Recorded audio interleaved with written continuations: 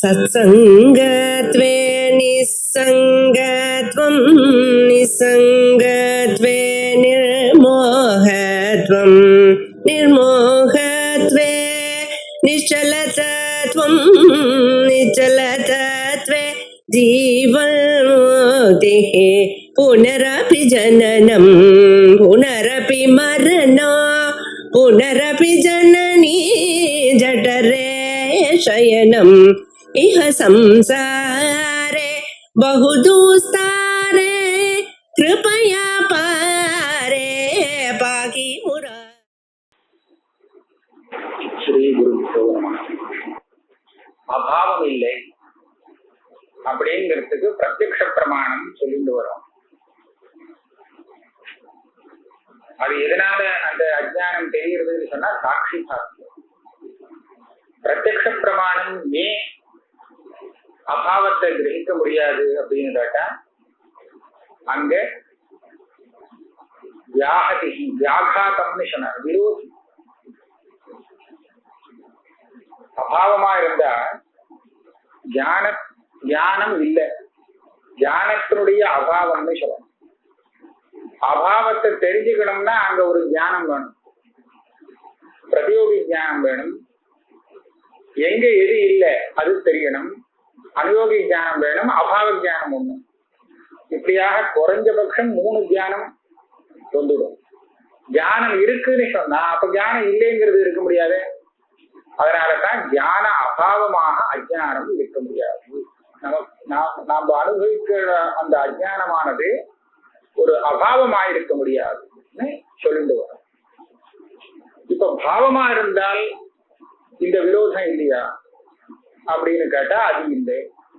ஏன் அஜ்ஞானத்தினுடைய விஷயம் சாட்சிக்கு தெரிகிறதே தவிர விருத்தி ஞானத்தால தெரியும், பிரமாண ஞானத்தால தெரியல. பிரமாண ஞானம் தான் அஜ்ஞானத்துக்கு விரோதி, சாட்சி ஞானம் அஜ்ஞானத்துக்கு விரோதி இல்லை. அதனால சாட்சியால அந்த விஷயம் தெரியறதுனால அஜ்ஞானம் கெட்டு போடுன்னு இல்லை, அது பாட்டுக்கு சௌக்கியமா இருக்கும். இதுக்கு மேல வேற சில கேள்விகள் எல்லாம் வந்தது. இப்ப ஒரு கேள்வி கேட்கிறோம். நனு ஸ்ரவணாதி சாத்திய மோக்ஷ ஹேது பிரம்மஜான பிராகபாவஸ்ய சத்வேன தஜ்ஞானம் துவயாபி வாக்கியம். ஸ்ரவணாதி சாத்திய மோக்ஷ ஹேது பிரம்மஜான. பிரம்மஜானத்துக்கு 2 விசேஷனம். ஸ்ரவணாதி சாத்தியம் பிரம்மஜானம்.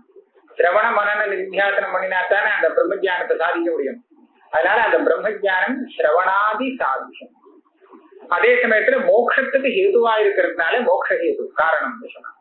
இப்பேற்பட்ட பிரம்மஜானம் இப்ப இல்லையோனோ நமக்கு இல்லைன்னு தான் சொல்லணும். அப்படின்னா அந்த பிரம்மஜானத்துடைய பிராகபாவம் இருக்குன்னு சொல்லணும். பிரம்மஜானம் வராதுன்னு சொல்ல முடியாது இல்லையா? அதனால வரும், எப்போ நிச்சயமா வரும். வரும்னு சொன்னா அதனுடைய பிராகபாவம் இப்ப இருக்குன்னு சொல்லணும். அப்ப இருக்குன்னு சொன்னா அது தெரியணும், அதை தெரிஞ்சுக்கணும்னு சொன்னா அந்த பிரம்மஜானத்தினுடைய பிராகபாவத்தை நாம எப்படி தெரிஞ்சுக்கிறது? அதுக்கு பிரதியோகி பிரம்மஜானம் தான். அந்த பிரம்மஜானம் நமக்கு தெரிஞ்சிருந்தால் அப்ப பிரம்மஜானம் இருக்குன்னு ஆயிடுமே. அப்ப பிரம்மஜானத்துடைய பிராகபாவம் இருக்க முடியாது. பிரம்மஜான பிராகபாவம் இருக்குன்னு சொன்னா அப்ப பிரம்மஜானம் இருக்க முடியாது. அதை தெரிஞ்சுக்காம பிரம்மஜான பிராகபாவத்தை இருக்கணும்னு சொல்ல முடியாது.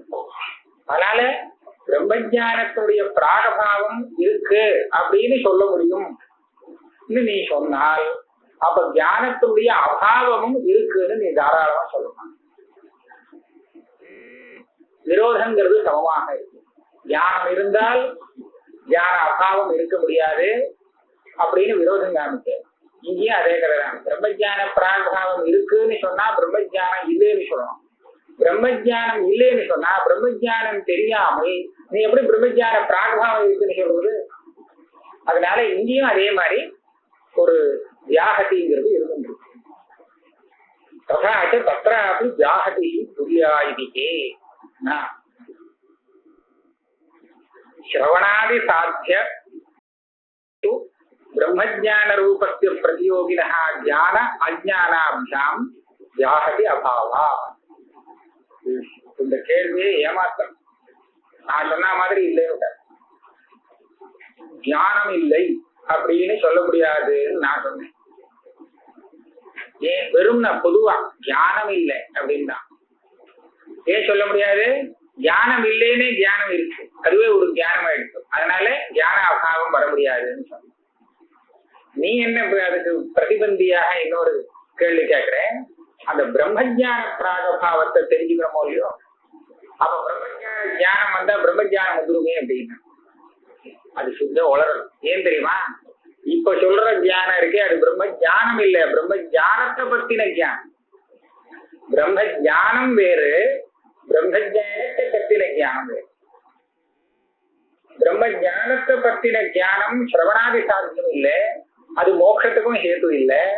ஆனா பிரம்ம ஞானத்தை பத்தின ஞானம் அது புரிஞ்சது. இது பிரம்ம ஞானத்துடைய பிராகபாவத்தை தெரிஞ்சுக்கிறதுக்கு காரணம்.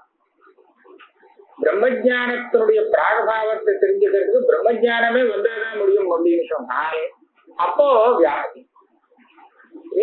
பிராகபாவம்ங்கிறது அந்தந்த ஞானத்துக்கு தனித்தனியா இருக்கு. என்ன இப்ப வரல, ஞானமே வரலன்னு நான் சொல்றேன். பிரம்மஜானத்துடைய பிராகபாவத்தை தான் சொல்லிட்டு இருக்கேன். அந்த பிரம்மஜானம் இப்ப வரலதான், அதனால அந்த பிராகபாவம் இருக்கு. எப்படி தெரிஞ்சது உனக்கு பிராகபாவம்? அந்த பிரம்ம ஞானம் தெரிஞ்சா போதும், பிரம்ம ஞானமே அதுக்கு வரணுங்கிற அவசியம் இல்லை. ஆனால் நஜானாமின்னு சொல்ற இடத்துல ஞானத்துடைய அபாவம்னு சொல்றது பொதுவா சகல ஞானத்துடைய அபாவம். அது இந்த ஞானம் அந்த ஞானம்னு குறிப்பிட்டு சொல்லலாம். ஞானாபாவம் அப்படின்னு சொன்னா அப்ப வேணும்னா சொல்லலாம் அபாவம்னு. ஒண்ணுமே தெரியல அப்படின்னு சொல்றத ஞானமே இல்லைன்னா அந்த சமயத்துல தெரிகிறது கடம்னு தெரிஞ்சிருக்கணும், அப்பதான் இல்லைன்னு சொல்லலாம். ஆனா கடம் தெரிஞ்சு கடம் இல்லைன்னு சொல்றதுல ஒண்ணும் கஷ்டம் இல்லை. ஆனா கட ஞானம் இல்லைன்னு எப்படி சொல்றது? கட ஞானம் இருக்கிறச்ச இல்லையா? கட ஞானம் இருந்தால், கட ஞானம் தெரிஞ்சிருந்தா அப்ப கட ஞானம் இருக்குன்னு, அது இருக்குன்னா கட ஞானம் இல்லைன்னு பேச முடியாது. கடத்தை பத்தி அவனுக்கு தெரியும் அப்படின்னு சொன்னா அவன் கட ஞானம் எனக்கு இல்லைன்னு சொல்ல முடியுமா? முடியாது இல்லையா? ஆனால் இங்கே பிரம்மஜானம் இல்லைன்னு நாம சொல்லலாம்.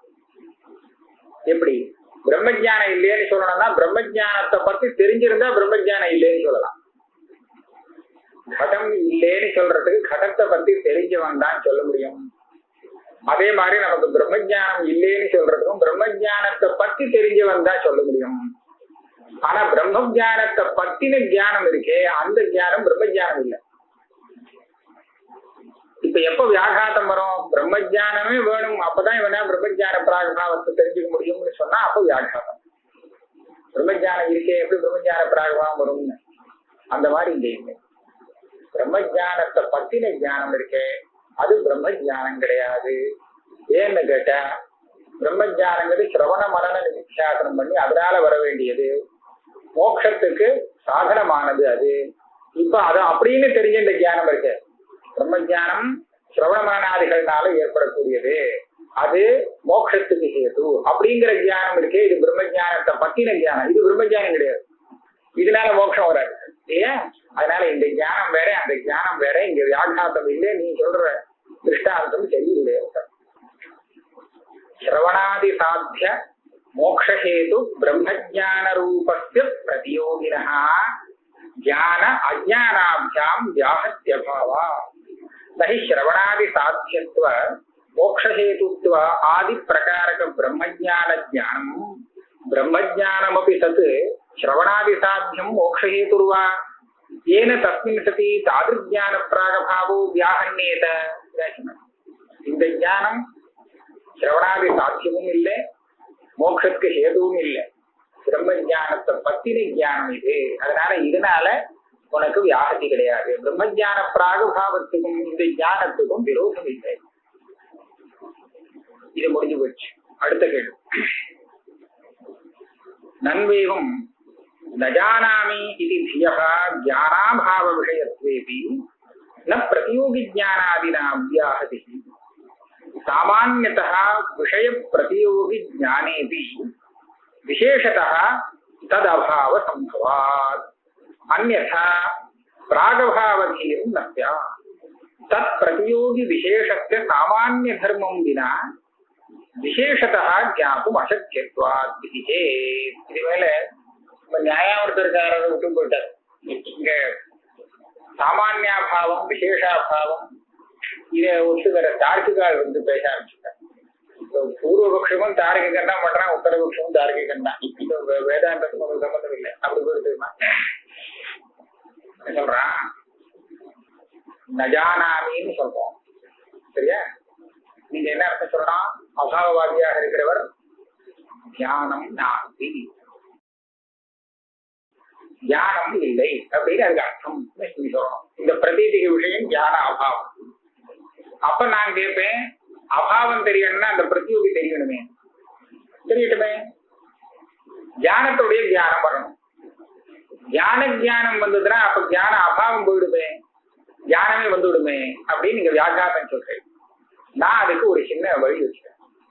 என்ன பண்றேன்னா, நஜானாமின்னு சொல்லும் போது அவன் தனக்கு சுத்தமா எந்த ஞானமுமே இல்லை அப்படின்னு கடோநாஸ்தின்னு சொல்ற மாதிரி சொல்லல, குறிப்பிட்ட ஒரு விசேஷ ஞானத்தை இல்லைன்னு சொல்றான். விசேஷ ஞானம் விசேஷத ததபாவ சம்பவா, ஞானமே இல்லைன்னு இல்லை. பிரம்ம ஜானம் எனக்கு இல்லை அப்படின்னு நான் சொல்லும் போது பிரம்ம ஜானத்தை பத்தின ஞானங்கள்லாம் இருக்கு, பிரம்ம ஜானம் தான் இல்லை. பிரம்ம ஜானத்தை பத்தின ஞானமும் பிரம்ம ஜானம் சொல்லக்கூடாதான்னு சொல்லலாம். நீங்க சொல்லலாம்னா, ஆனா நமக்கு நான் சொல்லக்கூடிய பிரம்ம ஜானம் அது இல்லையே. எதை இல்லைன்னு சொல்றேனோ அந்த பிரம்ம ஜானம் வேறு. பிரம்ம ஜானத்தை பத்தி தெரிஞ்சின்ற ஞானம் இருக்கே அது வேற.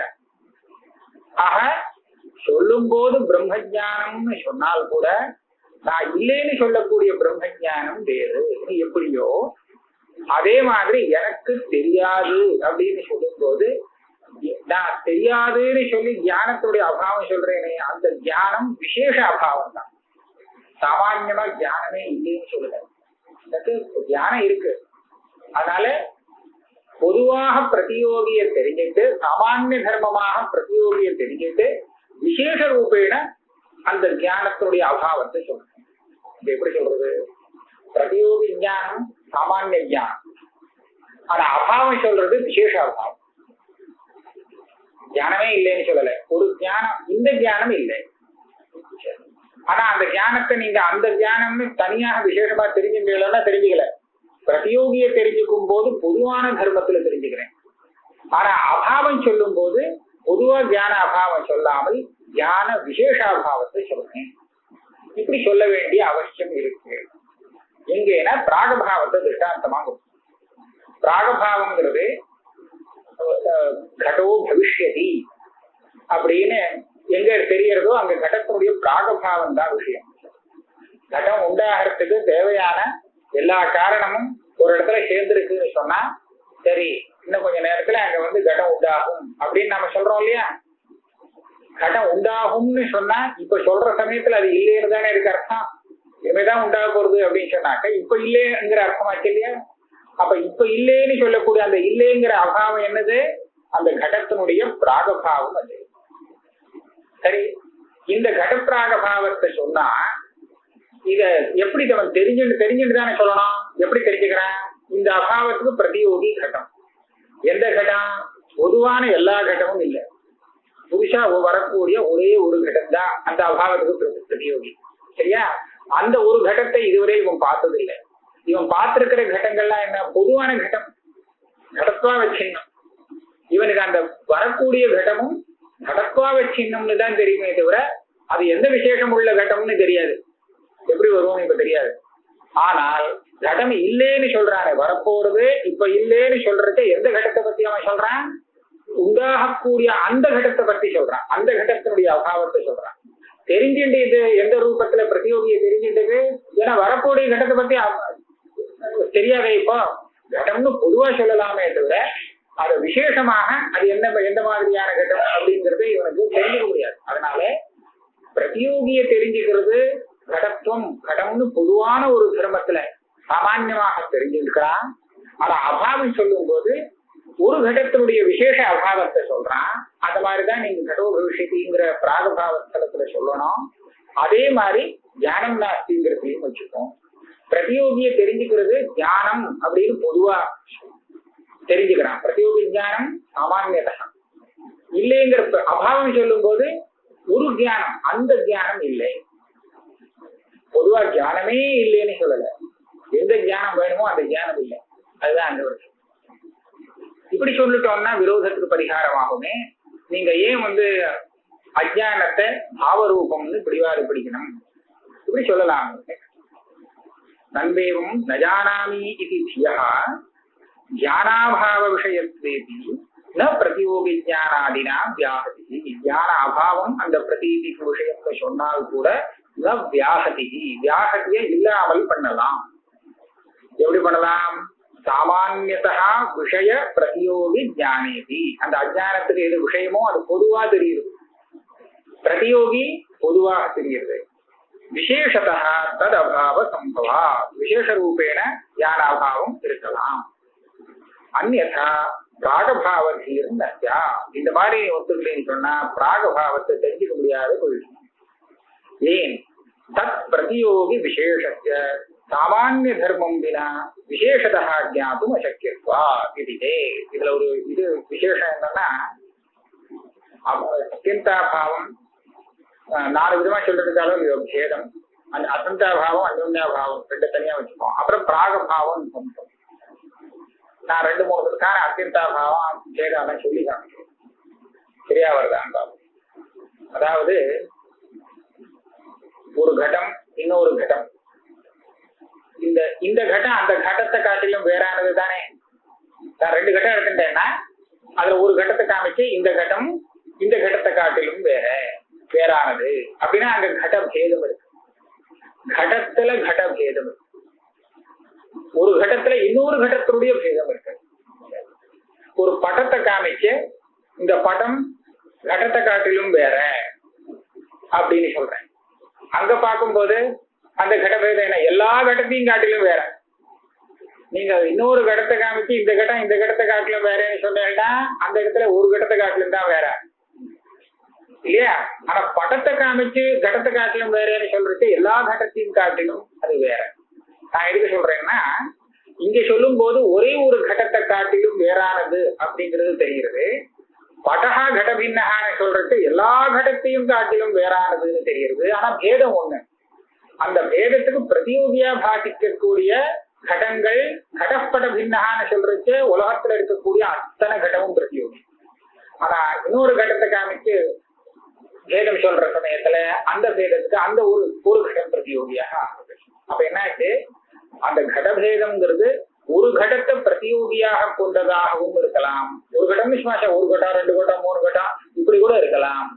சகல கடத்தையும் பிரதியோகியாக கொண்டதாகவும் இருக்கலாம். அதுதான் சாமானிய பேதம் விசேஷ பேதம்னு சொல்றோம்.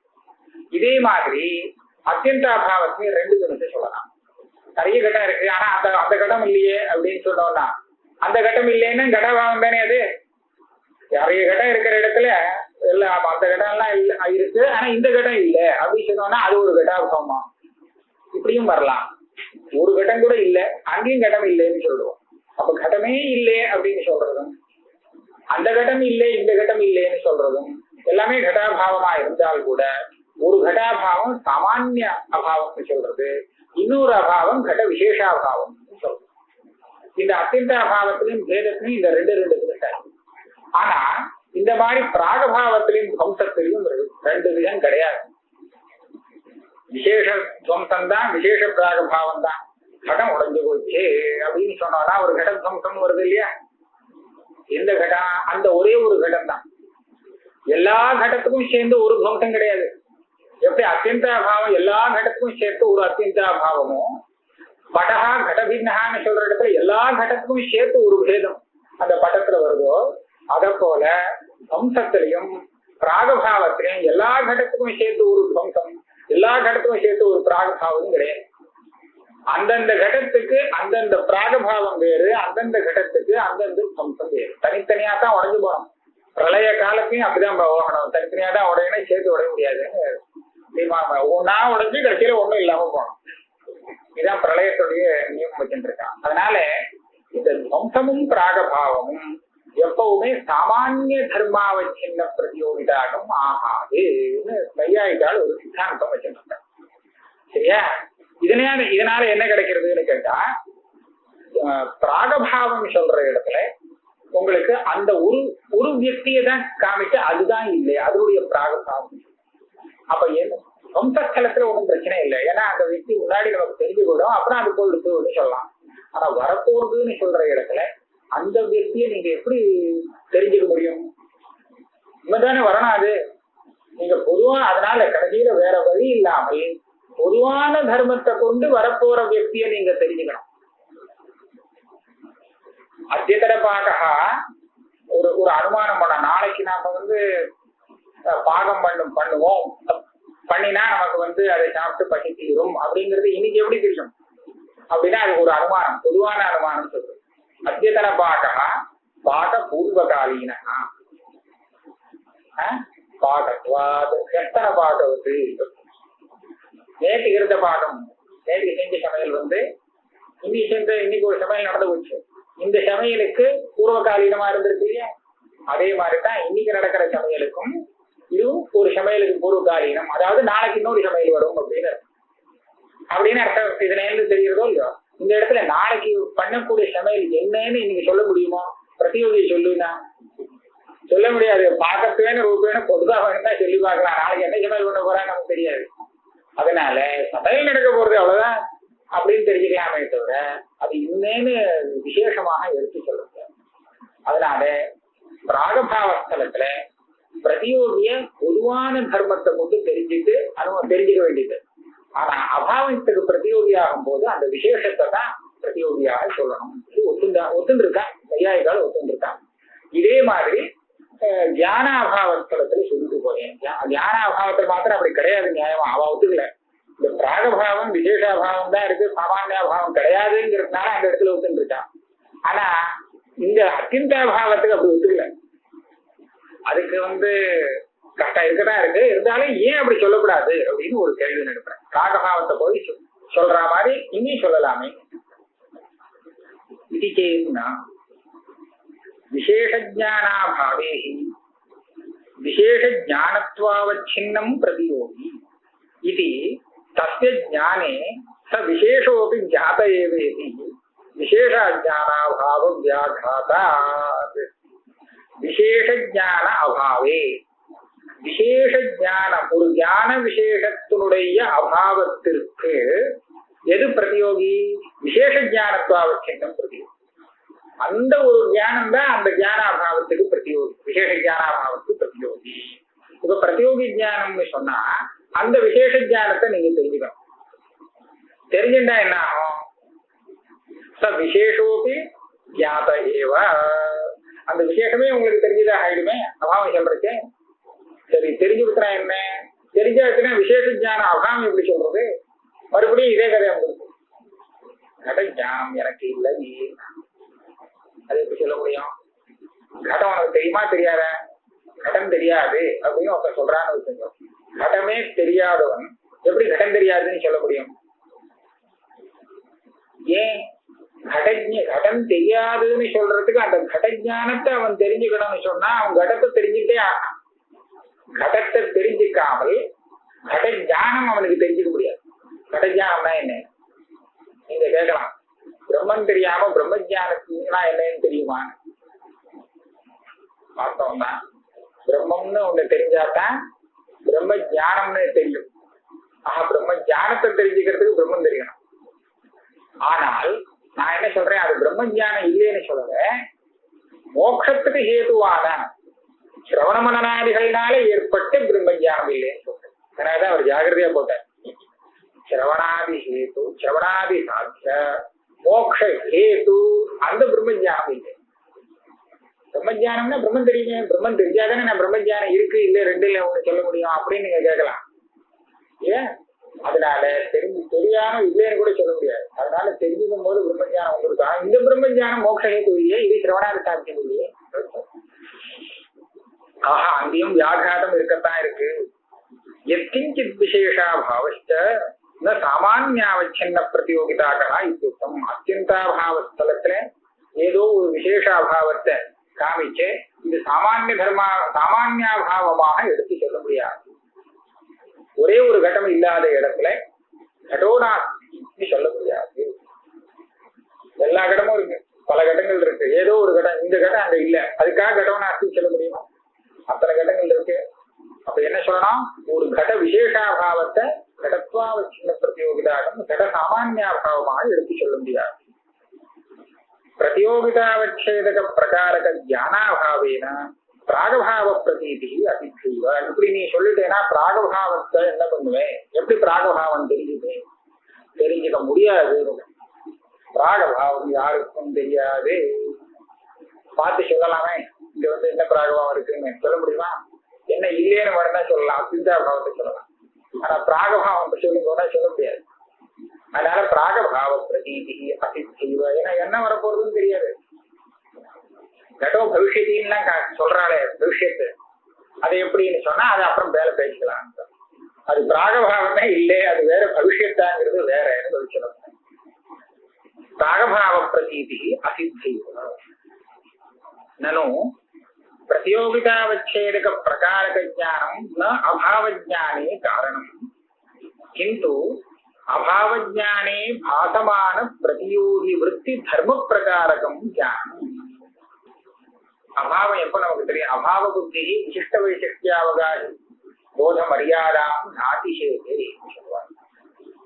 ஒரு அபாவம் தெரியணும்னு சொன்னா வெறும் இல்லைன்னு மாத்திரம் சொல்ல முடியாது. அத்தனை கடோ நாஸ்தி இப்படிதான் சொல்லியாங்க. இங்கே அது இல்லை, மூணு சேரணாகல. இங்க பார்த்தேன்னா இங்கேன்னு ஒண்ணு இருக்கே, அதுல அபாவம் இருக்கிறதாக தெரிகிறது. அபாவத்துல பிரதியோகி விசேஷமா இருக்கு. பூதலே கடகா நாஸ்தி. இந்த பூதலங்கிறது ஒண்ணு முக்கியமா வச்சோங்க. அந்த பூதலத்துல கடாபாவம் தெரியுது, கட அபாவத்துல கடம் விசேஷமா தெரிகிறது, கடத்துல கடத்தும் தெரியுது. ஆக பூதலத்தை விட்டு கொடுத்தால் கூட மூணு நிச்சயமா வரணும். அபாவம், அபாவத்துல பிரதியோகி, அந்த பிரதியோகியில ஒரு சாமானிய தர்மம் கடத்தும். இந்த மூணும் சேர்ந்து பிடித்தான் அபாவ பிரதீதி வரும். மூணுல ஒண்ணு குறைஞ்சா கூட அபாவ பிரதீதி ஆகாது. இது ஒரு நியமம். அப்ப இந்த இடத்துல பிரதியோகி ஞானம்னு சொல்றதுக்கு நீங்க எதை பிரதியோகி ஞானம்னு சொல்றது? இப்ப இங்க ஒரு குடங்குள்ள இல்லை, நமக்கு பார்த்தா கடோ நாஸ்தின்னு தெரியுது. என்னென்ன குடம் இல்லைன்னா உலகத்துல இருக்கக்கூடிய ஒரு குடமும் இல்லை அப்படின்னு நாம சொல்றோம். இப்படி சொல்லணும்னா இந்த அபாவத்துக்கு எதெல்லாம் பிரதியோகி? அவ்வளவு குடமும் பிரதியோகியா. பிரதியோகி ஞானம்னு சொன்னா இவன் உலகத்துல இருக்கக்கூடிய அத்தனை குடத்தையும் பார்த்துட்டு சொல்லணும்னு அவசியம் உண்டு? பிரதியோகி அத்தனை பிரதியோகியும் பார்த்துட்டு அப்புறம் கடன் இல்லைன்னு சொல்லுதுன்னு அப்படி சொல்ல வேண்டிய அவசியம் இல்லை. நீங்க பிரதியோகி ஞானம்னு சொல்றதுக்கு பதில் பிரதியோகியில விசேஷணமாக எந்த ஒரு தர்மம் பாதிக்கிறதோ தர்ம பிரகாரக ஞானம் அப்படின்னு சொல்லணும். இதுதான் ஒரு குடம்.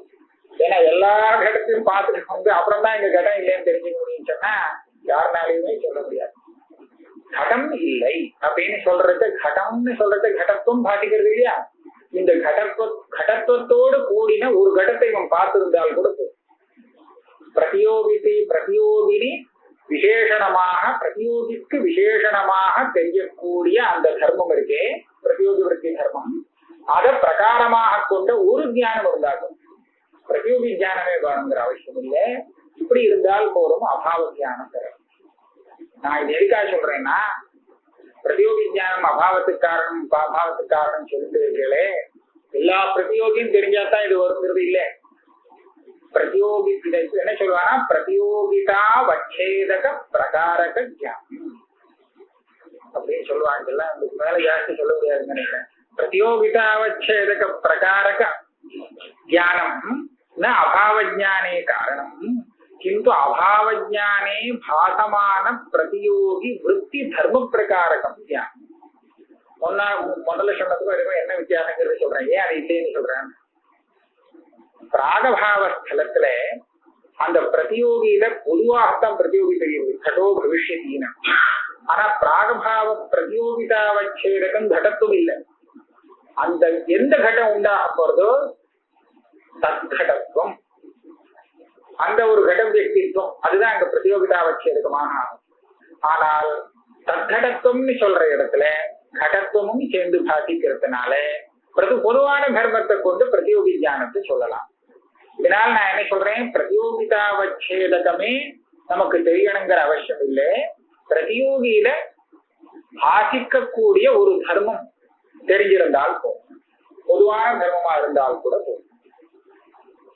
இன்னொரு இதுலயே இன்னும் சேர்த்துக்கிறேங்கிற சாமானிய லட்சண பிரத்யாசக்தி அபியுபகமேது பிரதியோகி விஷயத்துவமபி தஸ்ய அதிகம் இதரசாத்து ததேவ.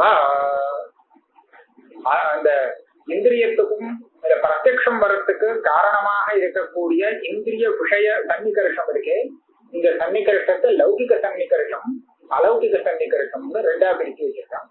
லௌகிக சன்னிகர்ஷத்தை 6 விதமா சொல்லியிருக்காங்க. அலௌகிக சன்னிகர்ஷம் 3 விதம். அந்த 3 விதத்துல சாமானிய லட்சணா பிரத்யாசக்தி, ஞான லட்சணா பிரத்யாசக்தி, யோகஜ தர்ம பிரத்யாசக்தி 3ஆ பிரிச்சிருக்காங்க. அதுல சாமானிய லட்சணா பிரத்யாசக்தின்னு சொல்றது என்னன்னு கேட்டா, நமக்கு பிரத்யட்சமா தெரியக்கூடிய ஒரு வஸ்துவில இருக்கிற ஒரு சாமானிய தர்மத்தை கொண்டு அந்த சாமானிய தர்மம் இருக்கக்கூடிய அத்தனை வியக்தியும் நமக்கு தெரிஞ்சதாக ஆகும். ஒரே ஒரு கோவை பார்க்கறான், எடுத்தா போல இருக்கிறது ஒரு கோ. அந்த கோவில கோத்துவம் தெரியறது இல்லையா? இப்ப இவனுடைய இந்திரியம் எங்க சம்பந்தப்பட்டிருக்கு? ஒரு கோ வியக்தியில சம்பந்தப்பட்டிருக்கு.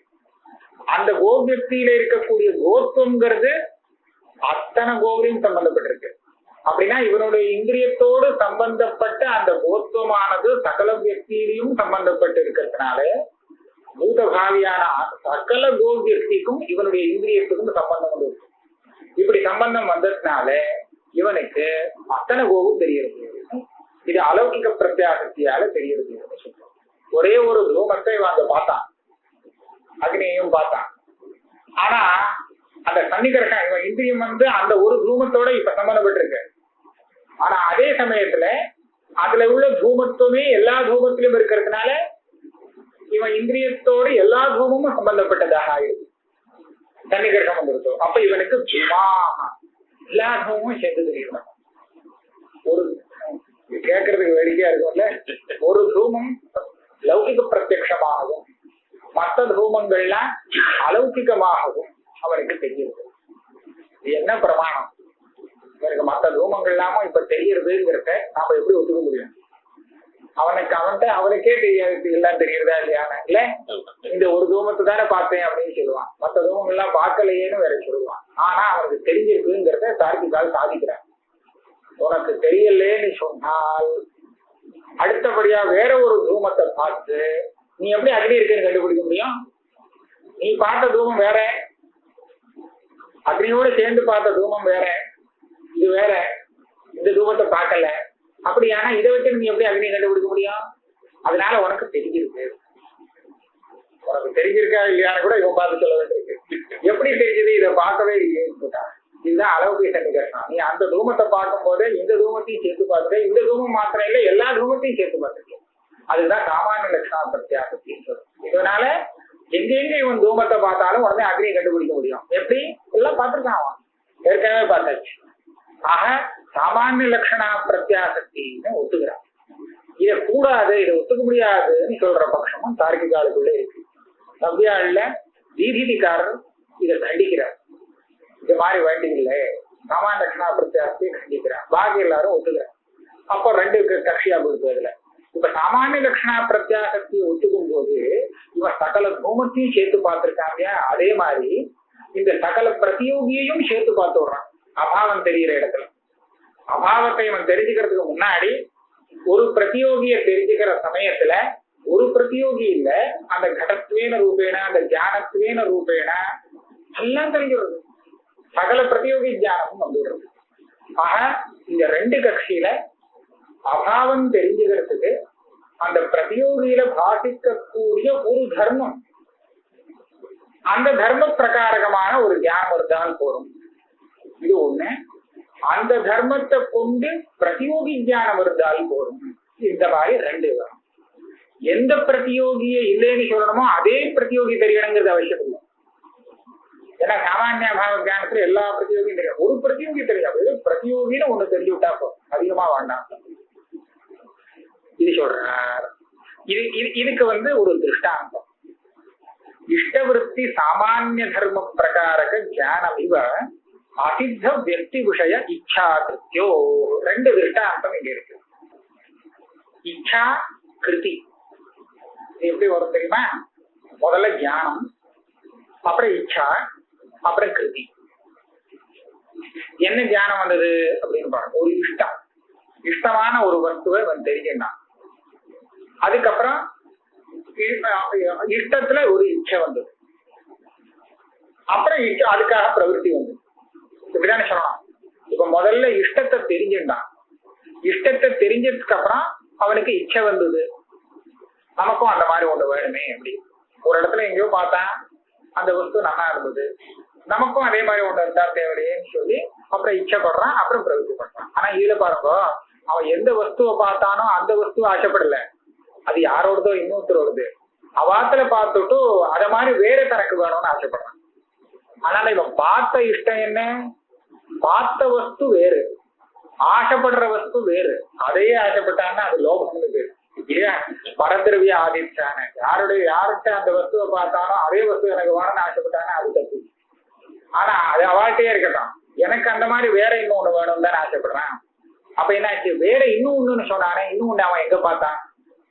இதுவரையில் பார்க்கல. இவதான் புதுசா தயார் பண்ணணும். இவதான் அதை தெரிஞ்சுட்டாங்க. ஏற்கனவே பார்த்தது வேற, இவன் ஆசைப்படுறது வேற.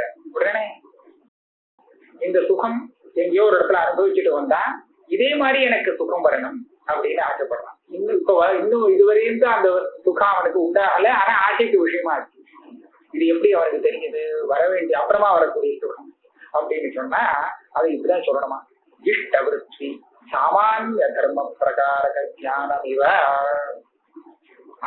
வரக்கூடிய சுகம்னு அவனுக்கு தெரியல, அது தெரிஞ்சுக்க முடியாது. ஆனா இந்த சுகமும் அந்த சுகமும் சுகத்துவேன்னு ஒண்ணுதானே. இந்த சுகமும் சுகம் தானே. ஆமா, வேணும் வரணும்னு சொல்லக்கூடிய சுகம் தான். அப்ப சுகத்துவங்கிற ஒரு பொதுவான தர்மத்தை கொண்டு அவன் ஆசைப்படுறான். சுகத்துவங்கிற ஒரு பொதுவான தர்மத்தை கொண்டு ஒண்ணு அவன் பார்த்துட்டான், தெரிஞ்சுட்டான். அதே மாதிரி இன்னொன்னு வரட்டான்னு ஆசைப்பட்டான் அப்படின்னு சொல்றான். ஆக எந்த விஷயத்த ஆசைப்பட்டானோ அதை அப்படியே நேர தெரிஞ்சுட்டு ஆசைப்பட்டான்னு இல்லை. ஏன்னா அந்த சமயத்துல அது இதே மாதிரி கிருதி ஸ்தலத்துல இச்சை வந்ததுன்னா அதுக்கப்புறம் கிருதி வரணும். ஆனா தியானம் வராம கிருதி வர முடியாது. தியானம் வரத்துக்கு கிருதி வந்ததுக்கு அப்புறம் தானே அந்த வஸ்துவே சித்தமாகப்படுறது. அதை அப்படியே எப்படி தெரிஞ்சுக்க முடியும்? அதனால அந்த இஷ்டத்துல இருக்கக்கூடிய பொதுவான தர்மத்தை கொண்டுதான் இவன் கிருதி பண்ணி பிரயத்தனம் பண்ணி எதை சாதிக்கணுமோ அந்த வஸ்துவை பொதுவாகத்தான் தெரிஞ்சுக்க முடியும், விசேஷமாக தெரிஞ்சுக்க முடியாது. இதே மாதிரி தான் அபாவஸ்தலத்திலையும் நாம வச்சுக்குவோம். இஷ்டவிருத்தி சாமானிய தர்ம பிரகாரக ஞானமிவ அசித்த வியக்தி விஷய இச்சா கிருத்தியோகோ. அப்ப நடுப்புற கேட்டான், நச்ச பிரதியோகிதா அனவச்சேதக தர்மேண கதம் பிரதியோகிதா கிருஹ்யதாம் இது வாக்கியம். பிரதியோகின்னு சொன்னேன். எது பிரதியோகி? எந்த ஒரே ஒரு அந்த ஞானம் மாத்திரம் அபாவத்துக்கு பிரதியோகின்னு சொன்னேன். ஆனா பிரதியோகிதா வச்சேதகம் தர்மம் என்னன்னா ஞானத்துவம் இல்லை. இந்த ஞானத்துவம் பிரதியோகிதா வச்சேதக தர்மம் இல்லை. அப்படி இருக்கும்போது அது அந்த ரூபத்துல எப்படி அபாவத்தை கிரகிக்க முடியும்? எல்லா அபாவத்திலும் பிரதியோகிதா வச்சேதக என்ன சொல்றது? பிரதியோகிதா வச்சேதக தர்ம விசிஷ்ட பிரதியோகிதா அந்த விசேஷமா பாதிக்கும்னு நியமம் இருக்கு. பிரதியோகிதைக்கு அவச்சேதகம் ஆகாத ஒரு தர்மத்தை கொண்டு அபாவத்தை எப்படி புரிஞ்சுக்கிறது? எப்படி சொல்றது? புரியல, தெரியுது. கடங்கிறது பொதுவான தர்மமா? கடத்துவங்கிறது கடங்கிறது பொதுவானது. ஸ்வர்ண கடம் இது கடத்துடைய விசேஷம். இப்ப எடுத்துக்கலாமா? இவனுக்கு ஸ்வர்ண கடம் இல்லை, நிறைய குடம் இருக்கு. ஆனா தங்க குடம் இல்லை, வெள்ளி குடம் இல்லை அப்படின்னு சொல்லிடுறான். வெள்ளிக்குடம் தங்க குடம்ங்கிறத அவன் குடம்னு மாத்திரம் தெரிஞ்சுட்டு இருந்தான்னு வச்சிருந்தோம். அத வெள்ளிக்குடம்ங்கிறது தெரியாம குடம் வெள்ளிக்குடமா அது தெரியாது, குடம் தொழுதான் அவனுக்கு தெரியும்னு சொன்னா அப்படி தெரிஞ்சவன் வெள்ளிக்குடம் இல்லைன்னு பேச முடியுமோ? பேச முடியாது இல்லையா? வெள்ளிக்குடம்னு தெரிஞ்சவன் தான் அதை இல்லைன்னு பேசணும்னா அது எந்த ரூபத்துல அதை இல்லைன்னு சொல்றானோ அந்த ரூபத்தை தெரிஞ்சுட்டு தான் பேச முடியும். இவன் தெரிஞ்சின்றது வெறும் கடம். கடம்னு தான் அவனுக்கு தெரியும். அதோடைய விசேஷங்கள் எதுவுமே தெரியாது. அப்படி தெரியாத சமயத்துல வெள்ளி குடம் இல்லை அவனை பேச சொல்லுங்க, பேசவே முடியாது, தெரியாது. ஏன்? எந்த தர்மம் பிரதியோகிதைக்கு அவச்சேதகமோ போடுறான், அந்த எந்த தர்மத்தை கொண்டு அதை இல்லைன்னு நாம சொல்லணுமோ அந்த தர்மம் தான் அந்த பிரதியோகியில பாசமானமாக இருக்கு. பிரதியோகியில பாசிக்கக்கூடிய தர்மம் தான் பிரதியோகிதா அவச்சேதகமா. தனியா வச்சுக்கோ இதை, இப்படிதான் ஒரு சித்தாந்தம். இப்போ நீங்க பொதுவா சொல்லக்கூடிய தர்மம் இருக்கே அது பிரதியோகிதா அவச்சேதகம் இல்லை, ஆனா பிரதியோகியில பாசிக்கிறதுன்னு சொல்றீங்க. இது எங்கேயாவது ஒத்துக்க முடியுமா? எப்படி நீ இப்படி சொல்ல முடியும்? பிரதியோகியை தெரிஞ்சின்றது பொதுவாக, ஆனா பிரதியோகி அபாவத்துல தெரியும் போது விசேஷமாக எப்படி தெரிய முடியும்? முடியாது. அதுக்கு அவன் ஒரு இடம் கொண்டு காமிச்சான். வரலாமே. விசேஷ அவச்சின்னாயாக வியாப்தேரிவ சாமான்யேன கிரகண சம்பவா. வியாப்திய கிரகிக்கிற இடத்துல, வியாப்தின்னு சொன்னா ஒரு ஹேத்துவை வச்சுட்டு நாம சாத்தியத்தை அனுமானம் பண்ணணும்னா அந்த ஹேத்துவுல அந்த சாத்தியத்துடைய சம்பந்தத்தை கிரகிக்கிறோமே, அந்த சம்பந்தம் தான் வியாப்தின்னு சொல்றோம். இந்த வியாப்தியை கிரகிக்கும் போது அங்க ஒரு சிக்கல் இருக்கு. விசேஷ வியாப்தி, வியாப்தி விசேஷமாக கிரகிக்கப்படுறது, ஆனா தர்மம் சாமான்யமாக இருக்கு, பொதுவான தர்மம். வியாப்தி ஆனா விசேஷமா இருக்கு. அப்படின்னா என்ன? தூமம் இருக்குங்கிறதுனால அக்னி இருக்குன்னு அனுமானம் பண்றோம், சரியா? தூமம் பர்வத்தத்துல இருக்குன்னு சொன்னா அக்னியும் பர்வத்தத்துல இருக்குன்னு அனுமானம் பண்ண முடியும். பர்வத்தத்துல தூமம் இருக்குங்கிறதுனால வேற ஒரு இடத்துல நம்ம அக்னி அனுமானம் பண்ண முடியாது. ரெண்ட காமிச்சு சொல்றேன்.